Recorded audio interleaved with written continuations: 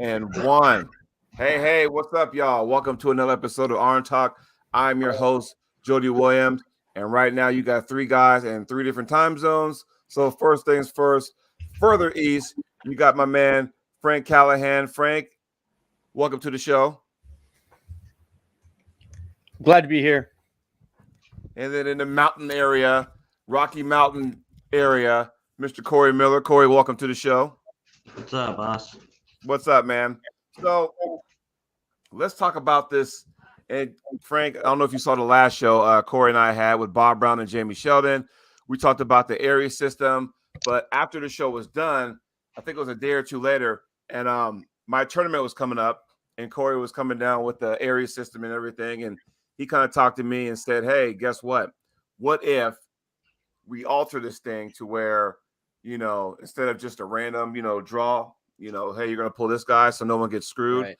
How about you match them up by ratings, their number?" So at the pre-register, we were, kind of doing that. Hey, my name is so-and-so, hey, look up this guy's rating. Oh, yeah, it's 1578 or whatever have you. So that was kind of interesting. And I thought it went pretty good. It was the first ever one to feature that. But I know going forward is going to be even better and better.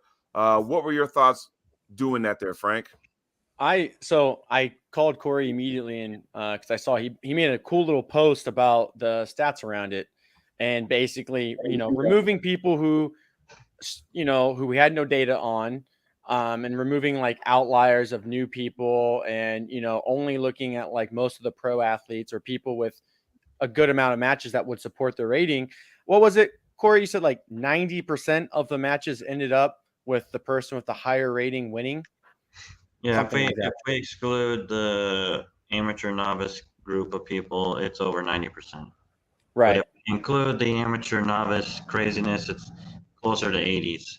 Right. And it makes sense because there's some people who we just don't have a good rating on them because they're brand new, or maybe they did one event last year and they went 0-2 and they weren't good yet. And now they're a high level amateur this year, and they've improved. And so it's not going to be perfect earlier on in someone's career, right? Where people are leveling up a lot faster and or maybe not competing as frequently. I was a little disappointed because I saw a lot of people comment that, oh, there's too many numbers, I can't follow this. And he had to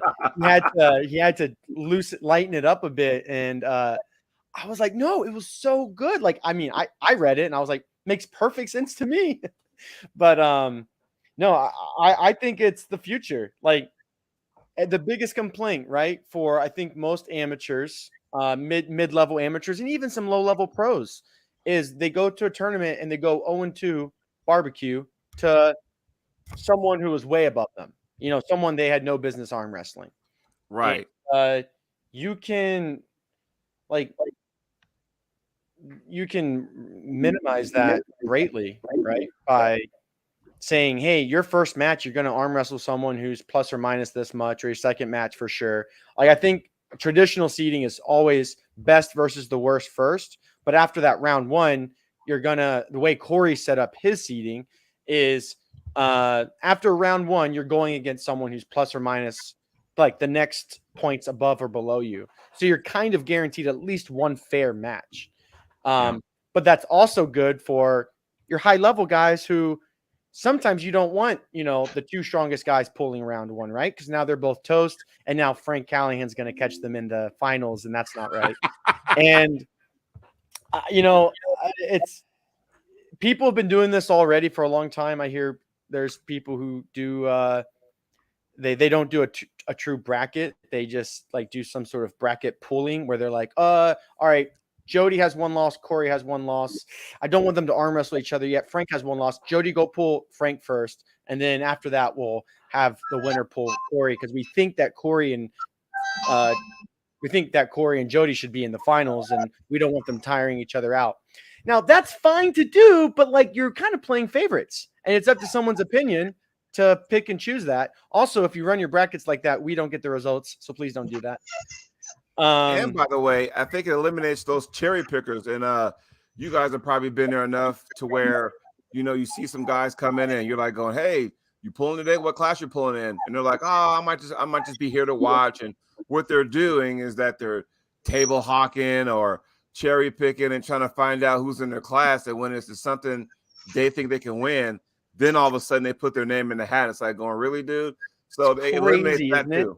It's crazy that it's 2023 and that we have athletes doing that. Right. To me, it's like, I don't know. I'll let Corey talk about it. I hate that. I'll just say I hate it. The other thing that we did do though is it greatly values the people who are highly rated, because they also get a slightly easier match their first round, which is, you should get benefits for being higher rated people. You should just, that's one of the things that always happens. Like in March Madness, it's always the 1 versus the 16 and so on and so forth. But this same concept applies towards the second and third round. But for those guys who are middle of the pack and stuff, they are all going to end up pulling someone of like value very soon. First, second match, maybe third match, depending on how many people there is or whatever. But I don't know. As far as your event went, I think we had more, I'd say, what's the better way to put this? We had better outcome of matches than I've seen at normal events where just it gets random schmoed in together. Right. I think most of those matches were really competitive the first 2 or 3 rounds. And they were all really close, and there was a lot of great battles.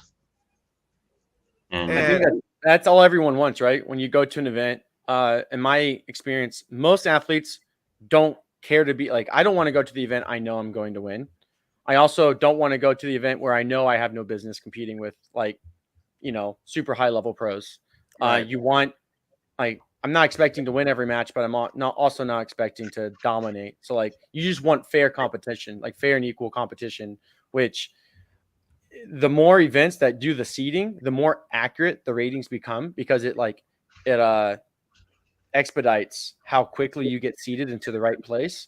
Right. And I imagine, I was talking to Corey, I said, if just for like a whole year, everyone ran seeded brackets, those ratings would look super solid, super solid. Like, because then it's just playing into the hand of the ratings more. I don't know if that's going to happen, but we're starting it. I mean, you were the start of it. I know that Corey's doing it for his next 2 events. I'm sure others are picking it up. And on a side note there, Bob Brown went out of his way and took the same idea that we did for your event and ran it across, I think, 4 or 5 different tournaments for just particular weight classes, right? Like the 198s or 176s or whatever else.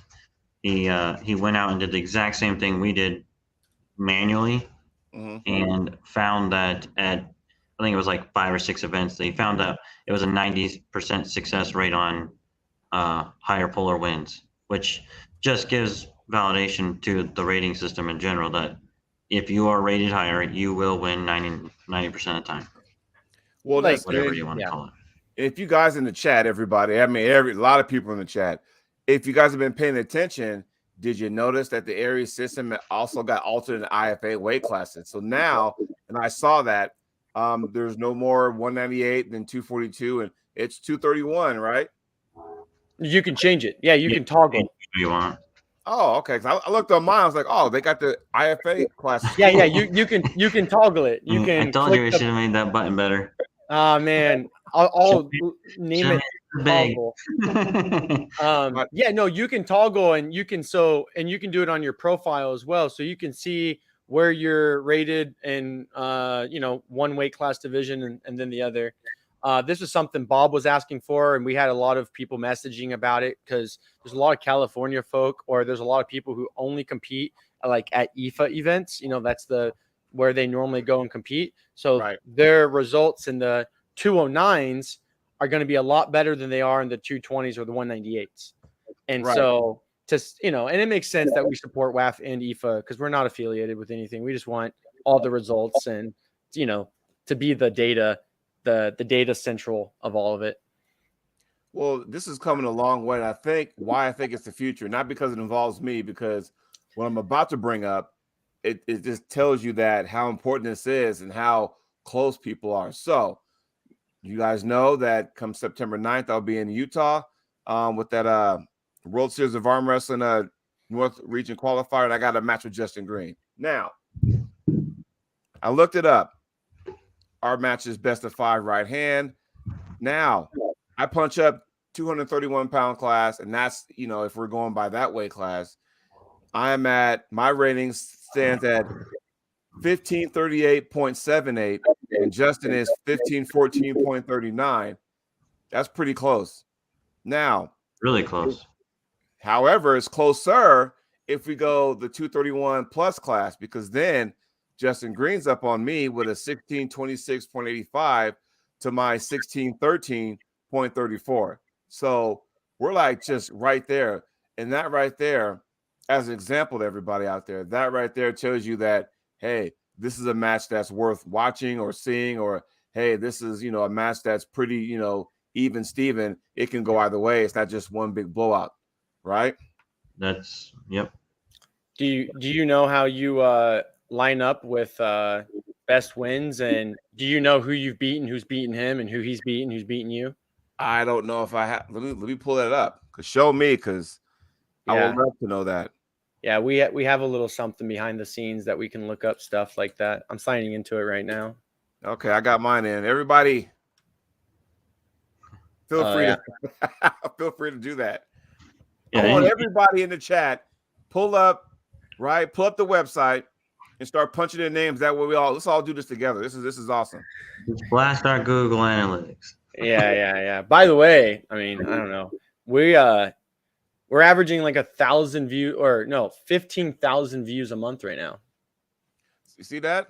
That's not users. That's just views. That's just, every time you go and visit the site, that counts as one. But 15,000 people across North America, not bad. Well, not to mention, there's a tournament every weekend. So I would imagine by nights in on Saturday night or first thing Sunday morning, that thing's getting all kind of hits because we know a tournament then took place, right? Exactly. Well, yeah, we posted on Facebook, and then everybody and their mothers looking for see where they moved to. Yes. Like when you two pull on September 9th, someone's going really far up and someone's going really far down. Unless it is a 3-2 battle, then it's just a little bit. Right. So what's the normal class? Y'all compete 242, right? Yeah, because here's the thing. Because out west, at least the Pacific Northwest, they don't offer a lot of 220 classes. So that's pretty much like F it. There's no need for me to pull 220. So I just kind of say, screw it. I'm just in the 242 class. Not that I weigh that much.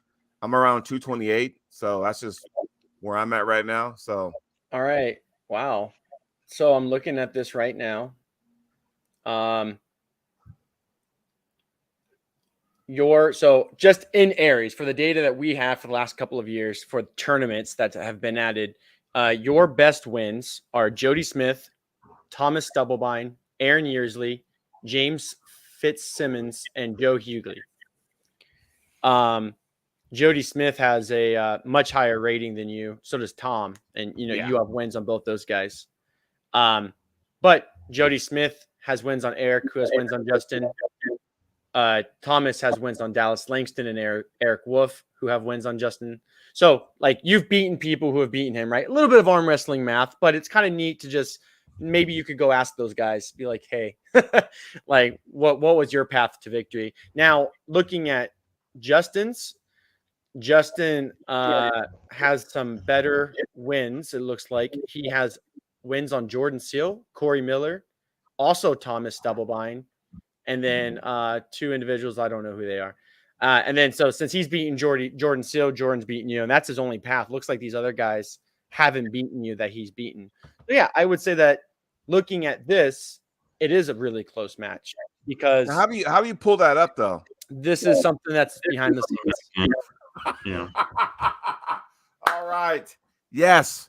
Now I'm really fired up now. All right. This is behind. Like, we haven't. It's something I wanted to do a long time ago. I was like, hey, we can create a like an advanced stats page, and you can look up common stats and like compare 2 athletes. And we really liked the idea, and I got all the back end components done.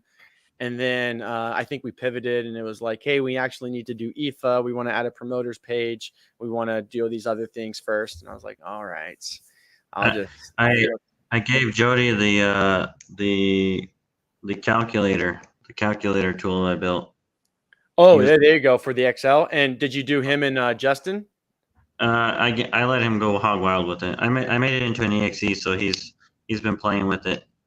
Yeah, what do you think? But as far as I got is the name, pulling style, all that kind of stuff. And once I put my name and Justin's name and I go hit enter, then it kind of just deletes everything. So Oh yeah, it wants you to put the values in because it doesn't auto search for the values right now, but it's a little manual process. So you just type the values that you want for each puller. Like yours is a 16, whatever, and he's a whatever. Just put those numbers in there, and then select the styles, and it's going to tell you based on the styles and based on your elo ratings who it thinks is going to win. And it's been pretty accurate so far, considering. But we ran it on some older matches, and it seems to have worked pretty well. Yeah, it's still guesstimation, but no better or worse than maybe the odds someone comes up with for MMA fights and stuff like that, right? Like you just have a panel of experts who are saying, well, based on styles, techniques, strengths, and weaknesses, here's what we think. Corey just did that same thing and put it into an app calculator, so to speak. Right.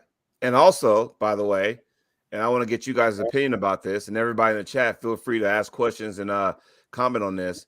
So the way this sets up, it also puts a preference how important each match is within the super match. Because you know how, like, we'll say we'll go 6 rounds, and the first person to 4 says, okay, I've won. I don't have to pull anymore. Whereas if you finish it off, now the 4-0 could be 4-2. And that person that has the 2 wins can actually gain a little bit of respect and a little bit of points from that 4-0 whitewash to begin with. Yes? Yeah. Yeah. It's I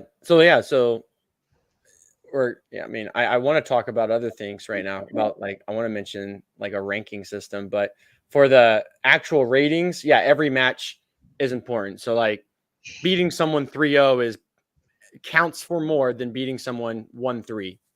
Right. Or 3-1. Sorry. Yeah. And looking at that way, it's like going, okay, you know what? Man, it just makes everything so important where every match, everything you do in training wise, it's that important. So when Corey and Bob Brown get together, or Jamie Sheldon, whatever that 3-man combination that's about to happen, every match is important. Yeah, it's something that we like about it, and it was kind of hard to make the decisions early on. But I was like, hey Corey, what matches do we count and don't count? And what if someone's just legitimate hey, I was torn that match and I just put my elbow up there just to say we did it. And we ultimately decided that if you put your elbow on the pad, it counts. Maybe that encourages some people to arm wrestle more because they know that things count now, and that there's a database and a website that you can go see all your wins and losses for. Hopefully, I don't plan on stopping. So for the end of time, or maybe it makes some people feel like they don't want to go just arm wrestle any willy-nilly weekend because now that they know it counts, they're afraid of losing, which I know some people are doing that. Like I know that's happened.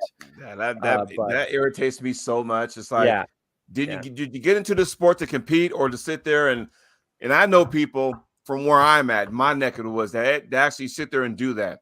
They lay claim to a certain ranking, and all of a sudden they just want to hang out there, and somebody will challenge them, and then all they hear is like, "Well, I would like to, but I'm going to focus on people above me," which I say bullshit, because all it takes is that person above that person to say, "No, I want to focus on the top 3 guys above me." And then if everybody had that mentality, the rankings would never change. And the second you become a top 20 in the nation, or you're ranked to some degree, and you're scared to go pull a tournament because you don't want to lose your rank, I think you're not really top 20 in the nation.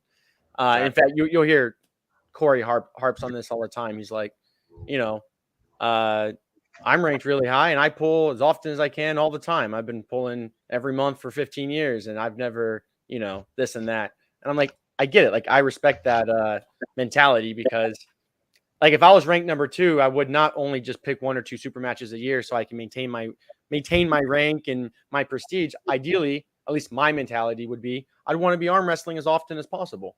And, Right. even if you're number one rated, losing a match, I mean, it could hurt you, but ideally you're only losing to someone who's also highly rated, and it's only going to hurt you proportionally. So it's not like it's the end of the day, right? You're not going to fall off the whole list or something.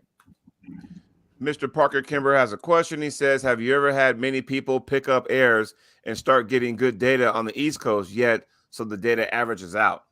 Yeah. To answer that one, I've gotten a hold of quite a bit of East Coast people now. It was a little slow in the beginning, but we're working our way up there. I got a bunch of main stuff now. I got almost 20, 30, 40 events from James Reed's side of things, and he does a lot of East Coast stuff. The 98% guys are really good about sending us stuff now. It was a little slow in the beginning, I will admit. It was pretty slow, but we are starting to really hammer them. West Virginia has been good with those guys. All the Ohio people are really good now. I don't know if that's East Coast or not, but yeah, I would say we're better now than we ever were before. And I'm looking at scraping some old results from the AAA stuff that Karen Bean has still posted on the internet. And some of the older USAA stuff that's still posted on the internet, so I can scrape the wins losses off of that for first and second at least and get some data rather than just leave it out there, because it's at least something. Right. But yeah, we're doing pretty good with the East Coast now. We weren't in the beginning, but we are a lot better than we were. Yeah, and they're right about averaging out data. The events or regions that are submitting more data, on average, you're going to get better points coming out of that place, right? Like people who are doing well in that region are going to level up faster as far as their rating goes. And therefore, will be higher than maybe a better puller who's in, say, Missouri, but they only have one event a year, or maybe they have 2 or 3 events, but only one of them's ever submitting data to us. Then we don't really have anything to show for it. But like Corey said, it's getting better, and it's even better for when athletes, like, call it cross-pollination. Like if a West Coast guy comes and arm wrestles in the East Coast and he's gotten a really good rating in the West Coast, like he's going to share that rating when he wins and loses against those people. Does that make sense? Yeah. And so the more everyone's arm wrestling each other across the US, the better and the more equal those ratings will become. Which is why from the beginning, I think Corey does too. Like we always recommend that you pull out of state as much as possible. Pull in state, but also pull out of state, because you're going to be gripping up with different hands, which is not just good for your arm wrestling career, but it's good for Aries, because we're getting to share those ratings and balance them out. Yeah, that makes sense. Oh no, that makes total sense. Yeah. And they lucky y'all didn't bring up a Masters division. Because I'm telling you right now, I'll be over. I'm telling you. And We have that data. It's there. We just combined it into the pros. We combined it into the open class for you. So your master wins do count towards your pro elo. Yeah. For us old guys, Aaron Casillo, you hear that? Us masters pullers, So how does that play in Texas? Because I know Texas got a lot of pullers. Perfect example, Jody. Perfect example. We have we have a couple really good athletes in Texas, but proportionally good in Texas. We have a couple guys who are just better than everybody else. So they're going to get a really high rating. And the idea is hopefully as soon as they go pull out of state, and let's say they lose, well, they're going to share that really high rating with someone else who beats them, who may not have had, we'll call it an inflated rating, and it will balance each other out. But yeah, absolutely. There are regions like Texas, I think Florida now, where if you have an event every month and you have athletes who are doing just above average in those events, like they'll start to rise to the top in just from the region. But ideally, it will balance itself out as soon as out-of-state pullers show up, or as soon as they go pull out of state. And that's the key, because, and we'll use Florida since we're talking about them. Nothing bad. It's just they have tournaments like it seems like once a month, because they got their own league, and they'll venture out from time to time. But They kind of just stay, in their own local area. So they have their own, I think, their own separate ranking system. I think Texas had their own, Texas Arm Wrestling League had their own kind of ranking system. So you got stuff for those huge, humongous states. I know California has their own one. I mean, Oregon has one too, but in comparison to those guys, we don't hold a candle. But, it's one of those deals where, I'm wishing we could use areas in those particular states, especially when it comes to state ranking. Well, Bob Brown did put out a couple months ago now, I guess, the that master list of all pullers, and for us to crowdsource the states of where everybody lives or whatever their like native state is. So that way, and we can't do it yet because we don't have enough data, right? And if like we need at least half to even make it look decent. Right. But if we were hypothetically, if we knew where every single athlete was from, we had that in an Excel, I could import it into the database and, change some queries. And we could say, give me the top rated athletes for the right hand 198 in Oregon. And you could just see it. It'd be by rating now. Now, that wouldn't be based off of only people competing in Oregon. It would be based off of like any athletes in Oregon have competed anywhere. That was something Chance Shaw asked me about. He's, I only want to count Florida events towards our ranking system. Yeah. And I was like, I mean, you're asking for like custom development, and I would charge like that. That's gonna, that's very specific. But just putting a tag on every athlete and saying, give me all the athletes from, Oregon, and then sort them and show them, on the webpage. It reminded me what Gary Roberts used to do with ArmTV, where if you go look up Gary Roberts and it's like, Corey Miller, but then in parentheses it has Wyoming. Oh, he's from Wyoming, and it kind of reminds me of that. Yeah, that's kind of where that concept came from. Okay. Yeah. And then trying to eliminate everyone else's own state ranking and state whatever, we can just say, boom, here it is. Just select the state and it sorts it again for all the states or whatever you want. But, right. Speaking of rankings, what would you do, Jody, if let's say you knew the guys who ran it? Let's say you knew the guys who coded areas, and you wanted to convert the rating. Like you have all the wins and losses of all the athletes. You have like 100,000 matches at your disposal. Mm-hmm. What would you do to try to figure out who is the best? Like actually rank the athletes off of these matches. What would you do? It's hard. It's very hard. The only thing it's super hard. Yeah. The only answer, the only thing that would be easy for me was to have, you can start it, which would be a lot easier than continuing it. What I mean by that, let's just say you took, I don't know, we'll use Wyoming, right? And we'll use the 198 class. Take 50 guys from that 198 class and put them in the round robin. Because then, you got to pull everybody in that 198 class. So basically, somebody's going to be undefeated. Somebody's going to have 1 loss and 2 losses and so forth. You can start it from there. After that, it's. Do you know how many matches are in a 50-man round robin?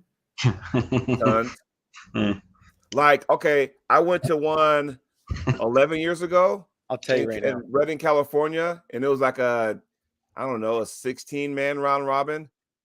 But it was like a bunch of weight. It wasn't a weight class. It was just 16 guys. And so Brandon Dyer was in it, myself, Luke Kent, Nano Cruz, Kenny Hughes was there. I mean, it was just like, wow. It was like 100 and some odd matches. Oh, okay. So if you did a 50-man round robin, that's 2,450 matches. Yeah, that. So it's an exponential thing, right? When you have everyone arm wrestle everyone. So, anyways, so that's 2,400 matches, we'll call it. So if you were running 1 match per minute, it would take roughly 20 hours.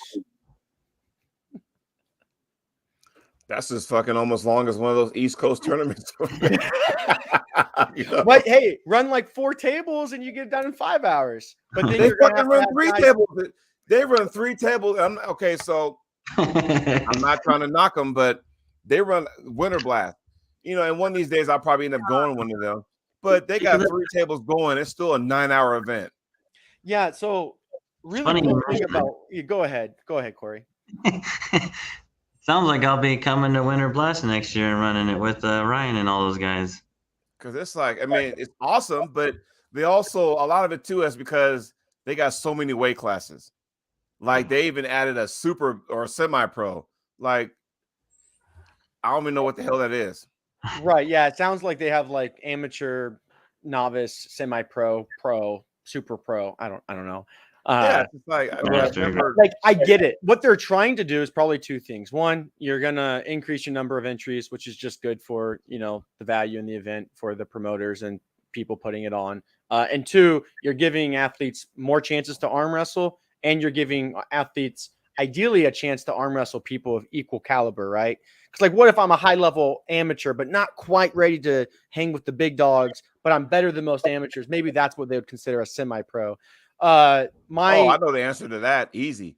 Then what you do is that you take your best hand and just say, okay, I'm gonna go ahead and pull amateur that hand, and then stick my toe in the open class and just pull both. That way, you kind of get a taste of both and go. That's okay. that's too logical and straightforward, and you can't do that. You have to make things complicated. So actually, I like Corey's idea is just to do away with all that altogether and just say, I think for these last events, like, hey, if you're below a 1590, or like maybe if you're below a 1520, you're an amateur. But from this score to this score, 15 to 1600, you're, we'll call that our semi-pros. And then if you're above a 1600, you compete in what we would call the pros. And now it's like there is none of this. Oh, I feel kind of like I'm like this or whatever. You can always compete up, but the goal there would be your like not seating, but you're giving classes based off of what people's ratings are. And then there's no more of you don't get sandbaggers as much, right? Like if you're a really good athlete and you're from out of town, like I could go pool in some other state, right?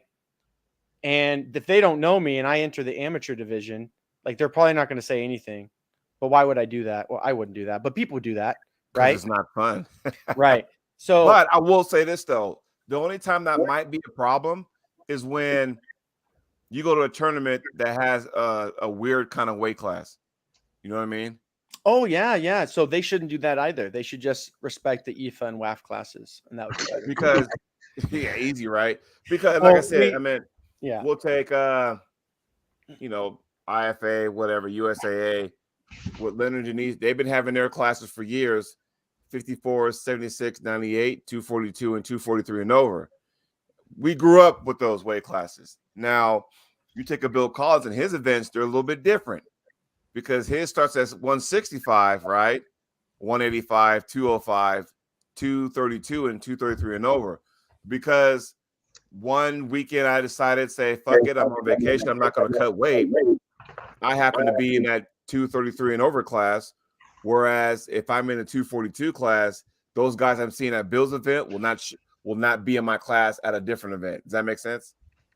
Yeah, exactly. Have you seen the flyer for Colorado State? What's that? Have you seen the flyer for Colorado State yet? No. Is it already posted? Yeah. Yeah, no, it's exactly what we're talking about.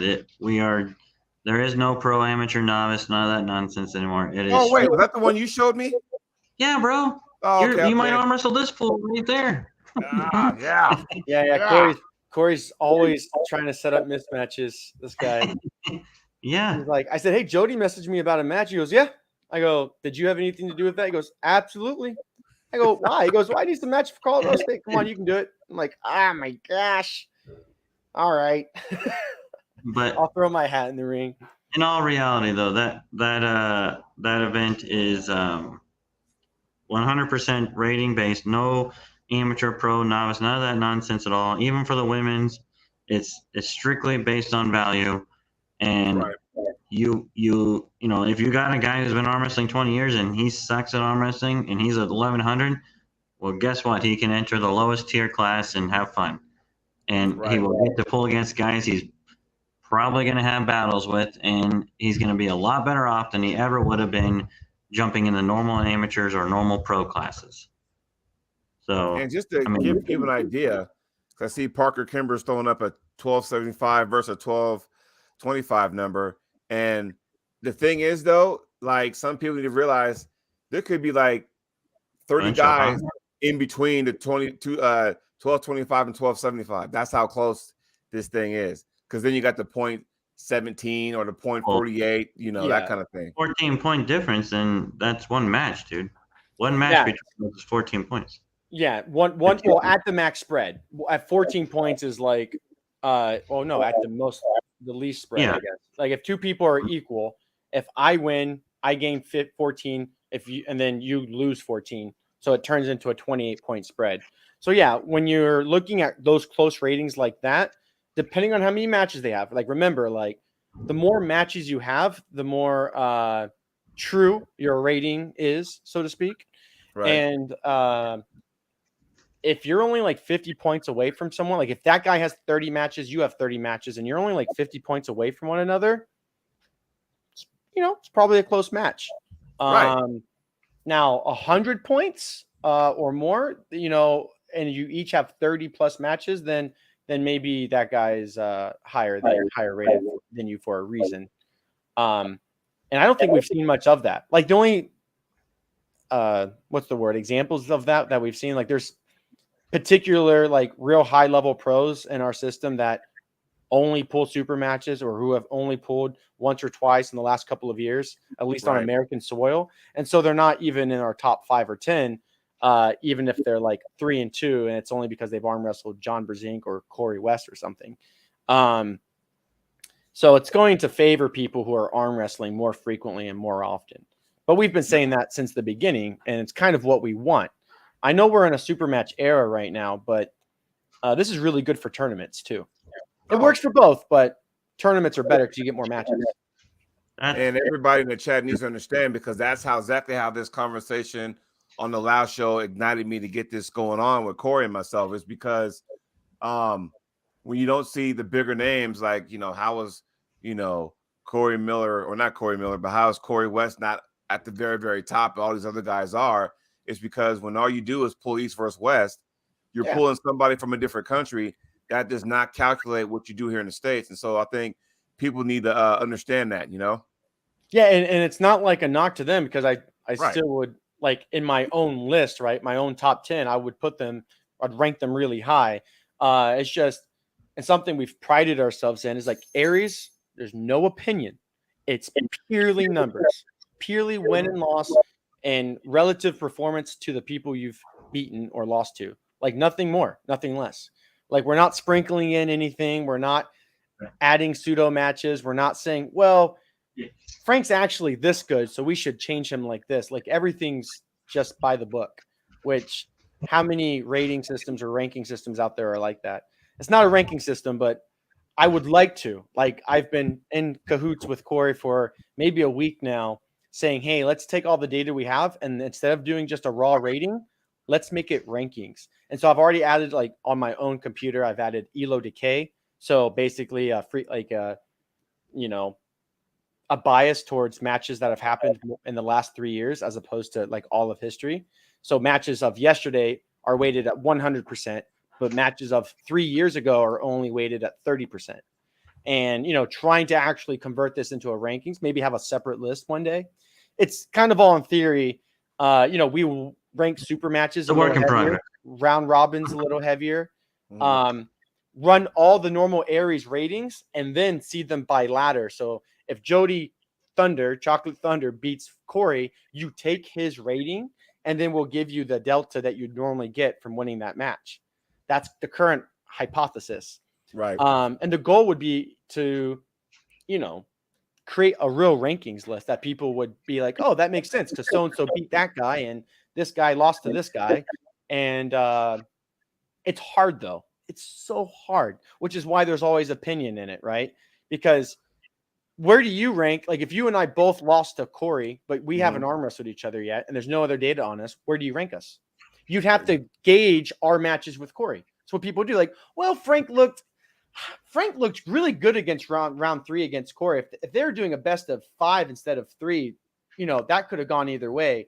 But, like, it's just opinion, though. Like, you don't know. You're just guessing. And I I don't want to have to do that if we were to create a separate rankings list. Because That's then why it I was becomes asking you that an earlier. eye test, right?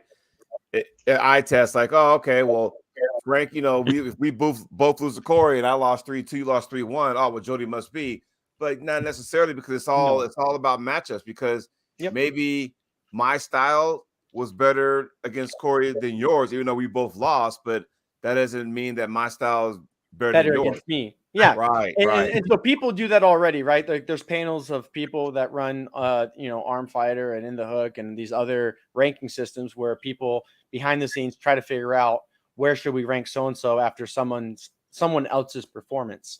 And I don't want to get roped into doing that.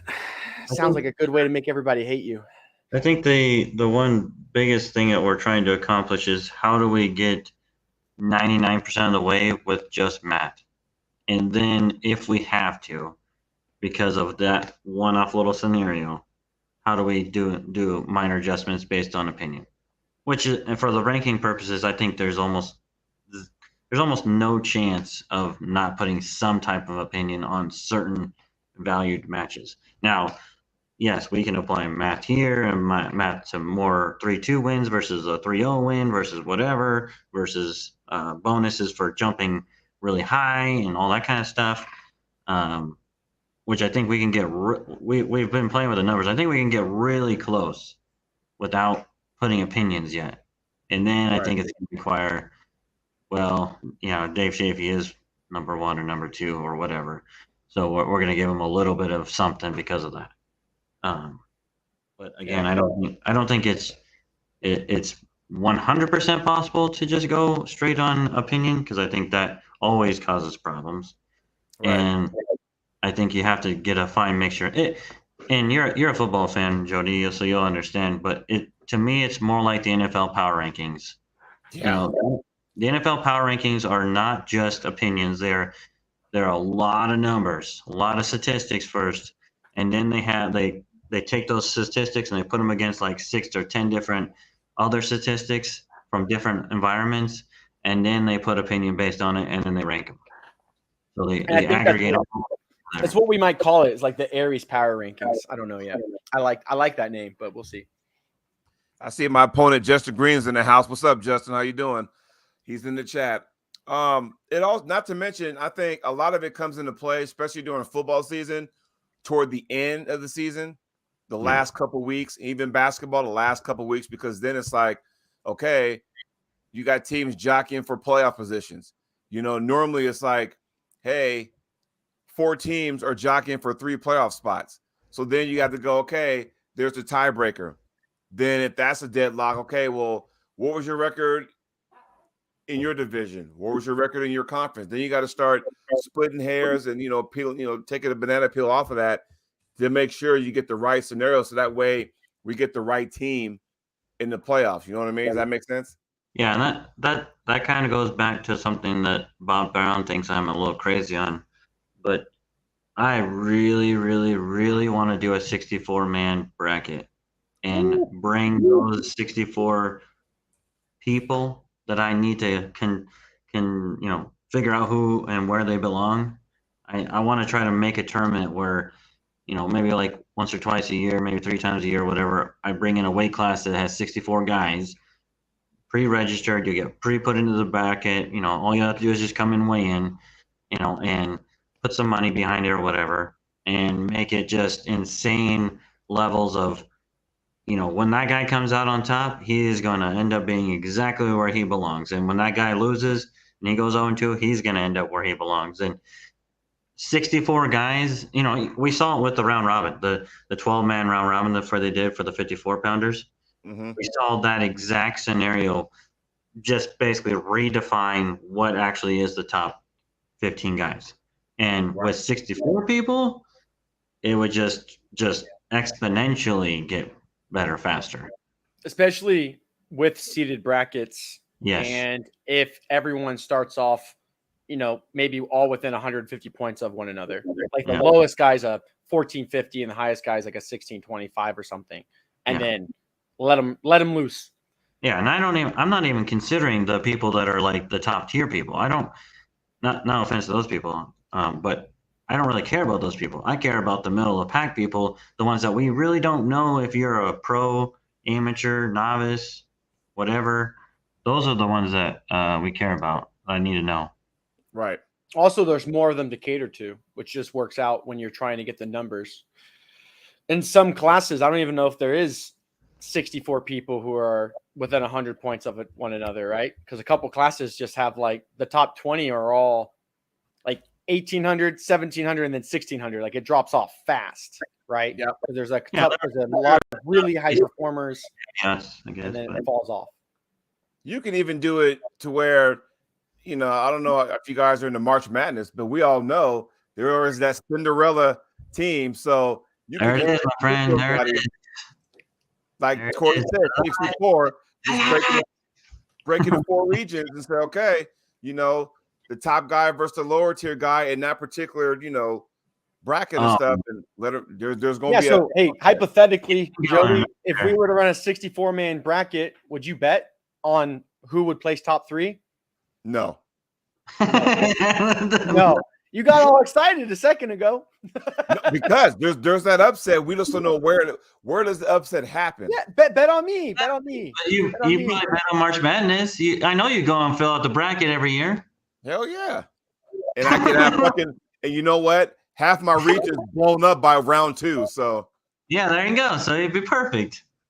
Yeah. Maybe Aries will do a 64-man bracket and you have to guess it perfect and you get $1 million. You know what? Fuck it. You know what? Maybe, I don't know, next year in March. So I don't know. You can have it wherever, Texas, Wyoming, Colorado, wherever, and say, look, March Madness, Aries style. Can you imagine that? Oh, we're gonna do it. Don't worry, I'm doing it. Yeah, that has been Corey's dreamsicle since last year. Yeah. Since we really started looking at the data, like in the database before there was even a website, he was like, man, how crazy would it be if, and then just went on. And I was like, anything's possible. Because I'm going to tell you something.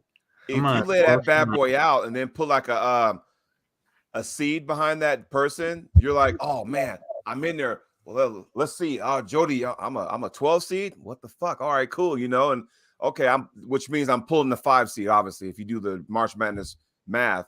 Okay, I'm a 12 seed pulling the 5 seed. All right, if I win there, then I'm pulling what? The next round's a 4 seed. If that 4 seed gets by number 13 or whatever, right, or something like that. So it makes it more interesting. Well, and then we're also taking it one step further with seeding the bracket and seeding it our way, where you're competing of like people sooner rather than the high, the 1 versus 16 theory. Right. And when you look at it like that, if you win, you're going against another person who's just like you. If you win, you're going against another person just like you. I like it. To win out, you're going to get the top 4 people who are the best 4 people, no matter what. There is no way around it. It works out every time. The best 4 guys make it to the end. Whether that's number 1, number 2, number 3, number 4, I have no idea. But what? Do we have any slow polling? I've already slow pulled you, Aaron. Sheesh.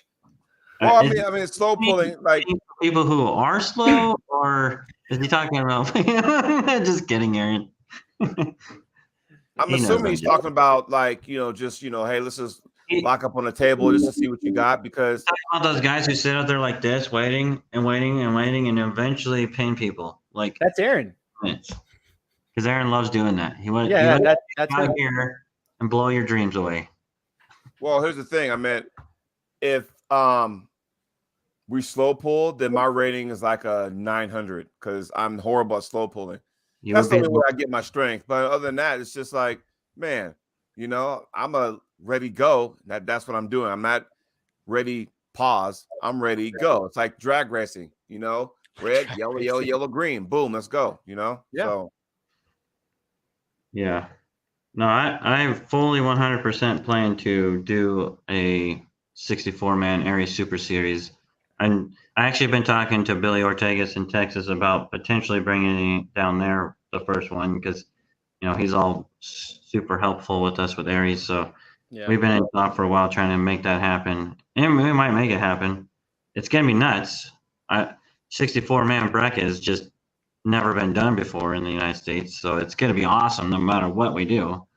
There's literally no bad to it, but I You guess know what? I had this crazy thing, and I ran it by Neil Pickup, but he never answered. He saw the message, but he never actually responded to it. Where you get a certain amount of points depending on how you beat the person. If you beat somebody in a strap, it's 20 points. You beat somebody out of the strap, it's 10 funny. points. You beat somebody on elbow fouls, it's 5 points. It's funny you say that because you have that tool right in front of you. That's in his calculator. The likelihood of matches going to the straps based off of some data that you fill in, and then based off each person gets a modifier. It's like, oh, Frank's really bad in the strap, but he's not prone to slipping, but Jody can slip 100% of the time, and he's a strap expert.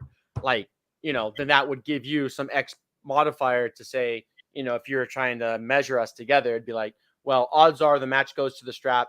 Odds are Jody's better in the strap than Frank. And then therefore, it adds a modifier to everything else. I mean, that's built in. One day I would love that at these events, much like other like legitimate and real established sports in the United States, we have like a ref or a dedicated person who's able to write down on our brackets or somehow record. Frank lost on fouls. Frank won in the straps. Slipping, top roll, all that. Yeah, top roll, hook. He pressed.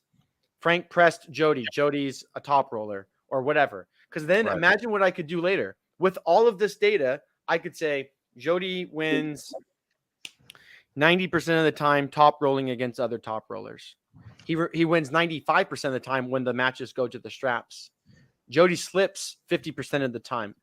Like, from that data, you could do anything. You could really get creative with. You could have a whole separate ratings or rankings based off of just strap pulling. And we need arm bet after that. Like, nope. You could. I don't know, man. Like, it would be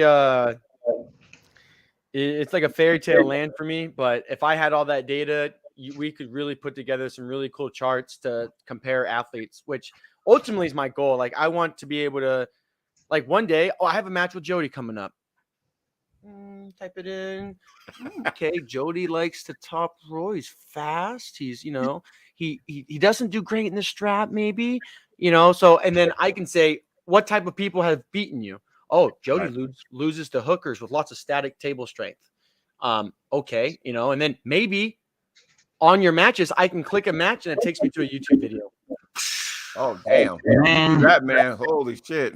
You add a little AI behind that, and AI is like, to successfully beat this person, you should perform this move because this move is more optimal win percentage ratios or something. A simple neural network with all that data plugged in, knowing what your strengths and weaknesses are compared to someone else. And then based off of, the commonality of how people do versus each other, like do top rollers, beat hooks, etc. We could evaluate how, what are Frank's chances of winning if he was to try to hook versus if he was trying to top roll. Granted, we know that nothing like this would never be perfect because the day you show up, maybe you outperform yourself or maybe you have a bad day. But the idea is we start to manufacture the data where we could add, gambling, betting, you could create real odds, like imagine that. That would be just like every other sport in the world. Pretty much. Man, that's badass. I like where this is going. I'm excited because, like I said before, I'm so stoked about this match with Justin because looking at it from the Aries scope, it really puts everything in perspective. And even Justin says, he's stronger than his rating. He probably is, but he's also coming off of shoulder surgery, so he's been kind of getting back into the frame of things, and I'm just really looking forward to this match. It's gonna, Well, and another thing you gotta realize again is until that person gets to about 50-ish matches, you really don't know exactly how good he is. Right. Now, Also, are they I 50 don't- matches of him pulling in his hometown every other month? that's not. Or are they 50 matches of him traveling, all up and down the West Coast or Central USA or something like that, right? What is green here? Let's look. So let's just say we do a super match, right? Yeah, his Yeah, I don't want. 31. So it's Is still each not. match 14 points for a win? A pin, I mean. Only if you're completely equal to begin with. So okay. remember, you only gain or lose points relative to the difference of your ratings per match. So like a 1900 guy beating a 1500 guy won't gain very many points. He'll gain like half a point. And the guy that's rated 1500 is only going to lose half a point. But if you're both rated the same, then it's a 14-point swing each way for a total of 28. What's their values? I'll just do it real quick. Are you running the calculator? Yeah, what's their numbers? I'll just do it real quick. I'll get it for you. Pulling 242. Yeah, whatever they're doing. I don't know what they're doing. Yeah, I'll pull it up. There's no weight class between them. We're just gonna go.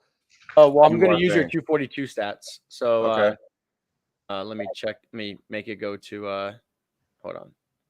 I was on IFA.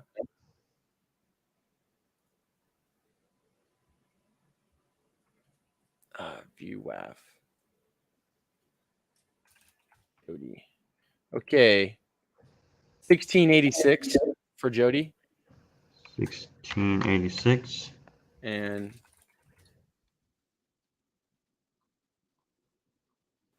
a 1598 for Justin. That's a big enough gap. Okay, so it is a big gap. What do you want? 16 and 12. Let's go with a 3-0 sweep by your boy Thunder. He is now a 17-17, and Justin goes to a 15-66, and Thunder gains 31 points. Woo! From a 3-0 sweep. But let's just assume that goes the other direction. Not that it would, but I'm just saying if it did. Then you go down 52 points and he gains 52 points. He goes to a 1650 and you go to a 1633.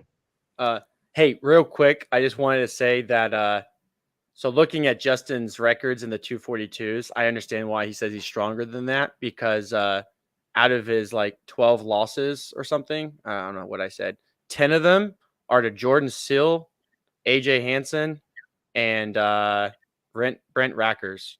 So, right. I get it. I get it. He has super high competition. Like, he's lost to some of the best athletes in the country 10 times. Like, so his rating, and he only has 12 losses. So he's only lost to 2 other people that are not super high rated. So that's not going to hurt your rating a ton because you're only losing a little bit of points, but it is still 10 losses. And so that's why. Makes sense. Mm-hmm. Maybe he's pulled at the John Inc. Cup like 7 years in a row or something. Yeah, they got some studs down there too, though. So it's true. It's very true. I like it. I like this a lot. So yeah. So I mean, those are things to take. So I see a 16 and 12, and maybe I think, well, maybe Justin's not that good. But then I see 10 out of his 12 losses were AJ, Jordan Sill and Brent Rackers, and I think, okay, yeah, this doesn't tell the whole story. Well, actually, it does tell the whole story. Just your wins, losses don't tell the whole story. It's also about who'd you win and who'd you lose against. Because in one of those, he also had a win on Jordan Sill. So, it's the quality. So, quality, not well, guys, this has been very informative, and I hope everybody in the chat understands and got their questions answered. I'm going to go ahead and repost this so people can take a look at the show and get their own opinions, because you're going to get a lot more hits, more and more as the weeks go on, because like I said, every weekend, either Saturday night or first thing Sunday morning, because there's always a tournament, you're going to get a lot of views because they want to see, okay, I took third. Where does that put me at? Who did I pull? Who did I beat? Or damn, I went 0-2. How far did I drop? So Right. it happens. And just another real quick one. For those people who keep asking me about my tournament or this tournament I'm going to, whatever, most of these tournaments now are posting whether they're sending their stuff to areas, and I mean I'm getting a lot of comments on people saying, do I know if this tournament's running it, this tournament's running it, and the easy answer to that is I know the promoters who have been very good about sending their stuff in, and I appreciate all those people. But all these pullers can help us out by just taking a picture of the brackets and sending them to me if they can't send them, or whatever it is. There's a million different ways to get us the information, and we'll take all the time and effort and typing that crap in. But and if they need to get a hold of me for the bracket system, they want to do that, great. If they don't, fine. Just send us pictures, send us whatever, and we'll get that entered into the system. But yeah, every day we're looking at adding more and more people to it, and it doesn't matter how small the tournament is or if it's a super match in your backyard, as long as it's weighed in and refereed appropriately, Right. we would consider putting it in the system. So yeah, just cool stats real quick. We're at 853 different events, and we're at a little over 92,000 matches in the database. Wow. So, and I haven't told Frank yet because he probably kill me, but I have a thought on what I want to do for the 100,000 or the 100,000th match that happens. I thought about doing something for that person who wins that match. So we'll see. I haven't thought of like exactly, but I have an idea of what I want to do for that person, and then also for the 1,000th tournament when we get into the system, stuff like that. So there you go, I'm gentlemen. cool. I like what you guys are doing. You guys don't get enough praise like you guys should, because I know it takes a lot of work and it's not an easy thing to do. So I appreciate everything you guys have done as far as this, and I think this is going to be the future. So with that being said, I got a few errands to run before I go to work. But Frank, Corey, thanks for joining me on the show so we can go in depth in this. And Frank, I'm sure at some time down the road, you and I will have a date on the table, my friend. Yeah, looking forward to it, man. I have no words for it. Oh, we'll just see what happens. Yeah, let's just go for it. We'll figure something out. If not, Jody will be in Colorado State, so he's going to take that championship away from your boy down in New Mexico. I think is Alfredo Sanchez. So, yeah. Alfredo, watch out. I have no words for that guy either. Don't get me started. Don't get me started. But yeah, pending question, everybody. Any idea how you would generate really good rankings given all the matches in the database? Let me know. Message me. Do something, because I feel like I'm solving like an NP complete problem and I need help. There you go. Well, gentlemen, I'm going to let you go on with your day. I'm going to go ahead and get on my day. Everybody in the chat, thanks for joining us, and we'll talk to y'all soon. Yeah.